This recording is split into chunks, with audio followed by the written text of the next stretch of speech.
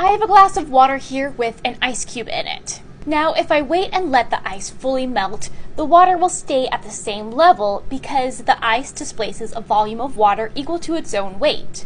So if that's the case, what's the deal with melting ice and sea level rise? Well, the ice in the glass scenario forgets all about all the other ice cubes out there, the glaciers and ice sheets on land. Greenland and Antarctica have large ice sheets, and there are glaciers on every continent that hold water locked up in the form of ice.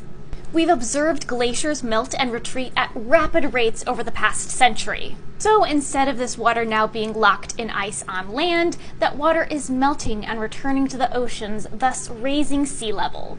So now your cup may begin to overflow. And this isn't even taking into account the thermal expansion of water, which is another major factor in sea level rise. Sea level currently rises at about 3.5 millimeters per year, which is the rate that your fingernails grow at per month. So you might say, oh, that's nothing, we don't have to worry about that. But that rate is only going to continue to increase over time, and that does add up over time. By the end of this century, sea level could rise by as much as about 1 to 2 meters, or around 3 to 6.5 feet. There are currently 267 million people that live on land that is less than 2 meters above sea level, and so all of that land could potentially be underwater by the end of this century. So even if you aren't concerned with climate change and sea level rise, I guarantee your future generations will be.